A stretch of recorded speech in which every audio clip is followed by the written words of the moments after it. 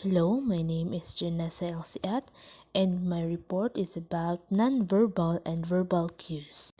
Nonverbal cues have been recognized as subtle yet effective techniques to manage primary misbehaviors, which can help minimize noise in your lessons and reduce teacher stress. So we all know that nonverbal cues are signals that people use to communicate with one another without using language.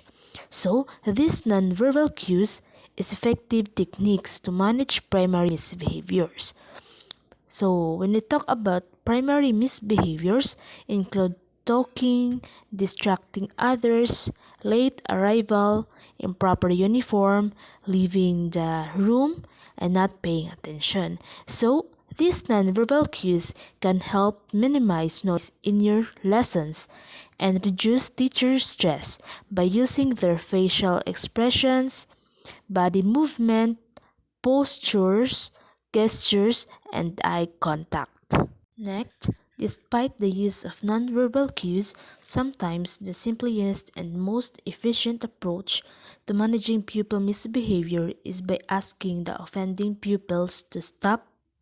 This has been referred to as verbal cueing. So yes, teacher must use verbal cues to manage pupil misbehavior because naay mga panghitabo inside the classroom na si teacher need to speak, like for example na ay nag-away, of course padlungon yun ni teacher og istoryahon.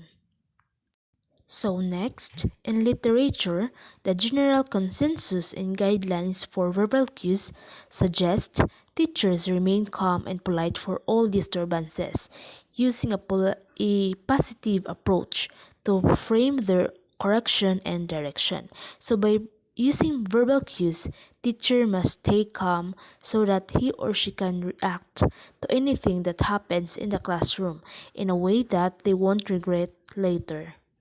Next, this could be achieved by privately talking to the pupils about how their behavior was unacceptable. It's important on others, and then offering a positive alternative by clarifying the appropriate behavior and promoting the task alternatively. You could start by asking pupils why they've been stopped and spoken to, and for them to reflect on their behavior and if it is matches that class's expectation. So lastly, in order to maintain and develop positive interpersonal relationships with students, teachers need to be firm, consistent, and fair, demonstrating that they care about both pupils' work and their lives inside and outside of school.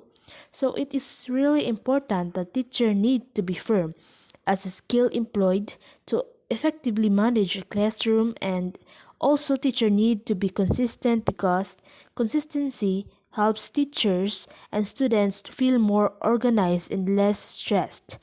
The more consistent a teacher is, the more trust and respect students and their parents have for the teacher.